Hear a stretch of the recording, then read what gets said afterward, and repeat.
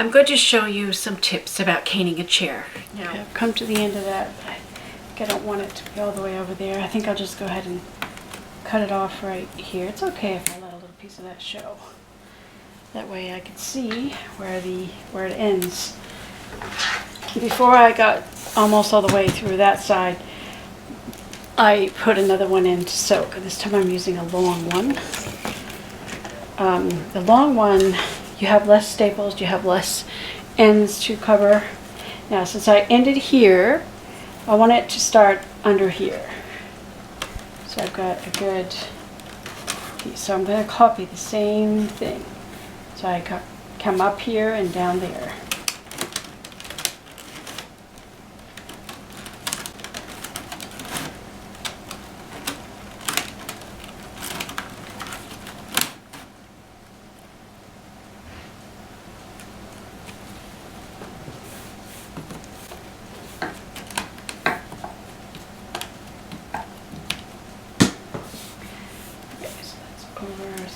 Under. Okay, I'm going to put it all the way till I have the end that will end up right under underneath here. I want to get that up on top.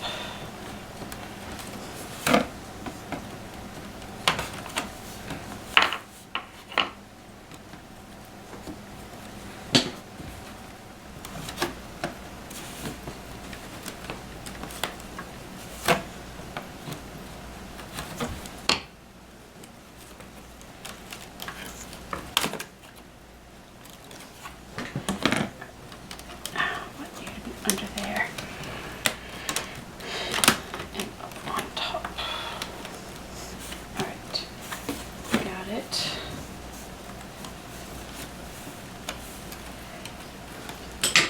Alright, it's getting tight now, so I have to use the knife. I can't put my fingers in. So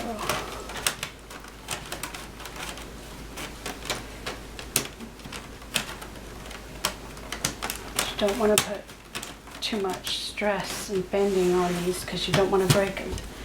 And it is important to keep it nice and wet.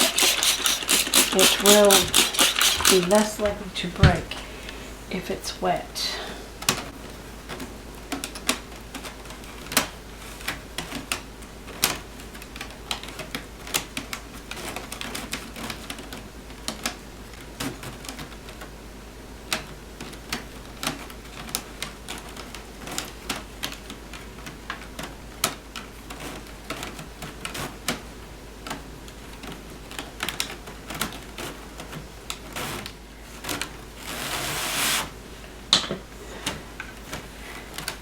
Staples here, put that on top. Careful. Sometimes staples have sharp points underneath and they can mess up your cane.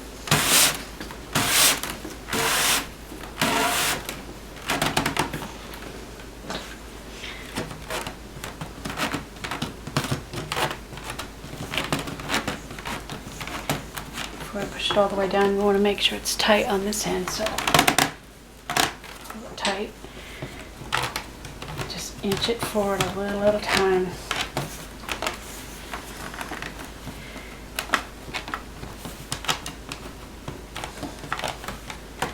Still just a little bit loose.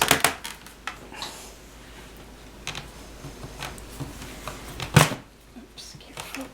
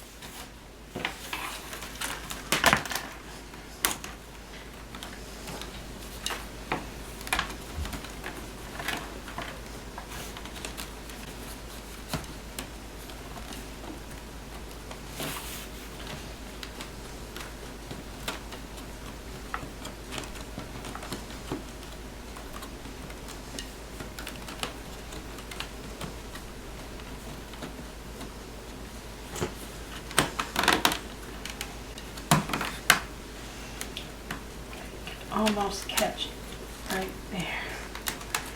I think I'll try to hold that.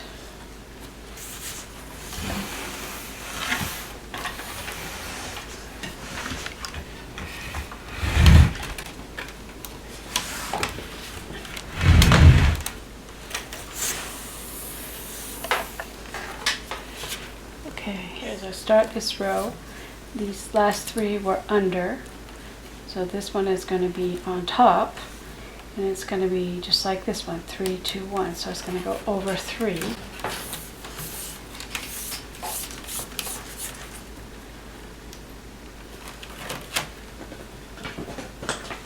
Since I'm working with a long piece, it's starting to feel dry, and I don't want it to break. So I'm going to go ahead and wet it again to keep it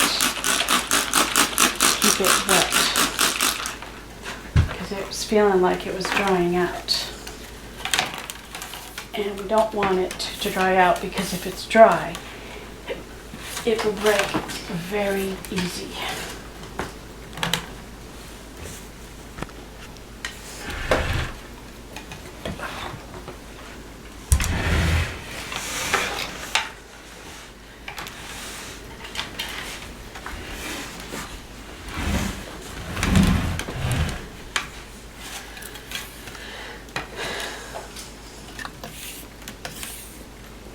One, 2, 3, over.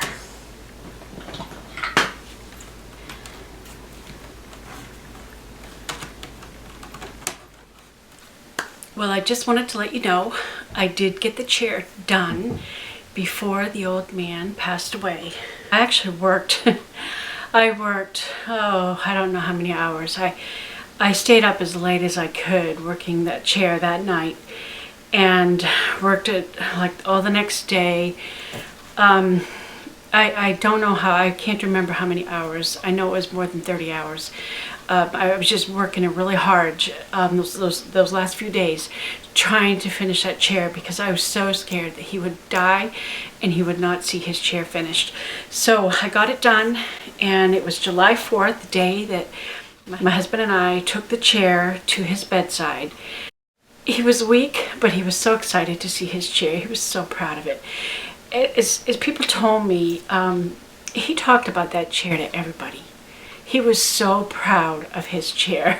Throughout the whole project, we worked on it over the course of a whole year. It really would not take that long to do a chair, but for him, at his age and his weakness and frailty of body, it took a long time, and we could only work on it 2 hours a week. Sometimes he couldn't even do the 2 full hours. Sometimes he'd have to quit at an hour and a half, and then the times he was in the hospital sick, he wasn't able to work on it, but we got it done. And I don't even know, I think I had the number at one time, how much time we actually worked on the chair. I know that if I could do a chair by myself, I could probably get it done in a few weeks, a month maybe, if it would even take that. It all depends on how many other things I do, because I do keep myself busy, and I usually have multiple projects happening all at once. But if I had nothing to do, I could probably do a chair in a week, or less. I would love to have a chair like that, just like that, a rocket chair, and do it all by myself. Now that I know how to do it, it's really quite fun. We took the chair to him, and I got there to the house. His daughters were there. His son-in-law was there, and some other people came to visit. We put the chair in his bedroom, and he wanted me to sit in the chair. He wanted me to be the first one to sit in the chair, even though I've already tested it out, And so they took pictures of me sitting in the chair for them. I think I have those pictures. I think they have those pictures. And then, they sat in it, and then they started talking. I can't remember if it's his mother's chair or his grandmother's chair, but anyways, it's a family heirloom. I'm glad that we got it done before the old man passed away. About a month after he had his chair delivered, completed, he did pass away. So we got it done in time. I was rushing those last, few days because I didn't know how much time he had. If I'd have known he was going to stay for a month, I wouldn't have stayed up so late working on it, trying to finish it. But anyways, I was anxious to get it done and get it out of the middle of my living room.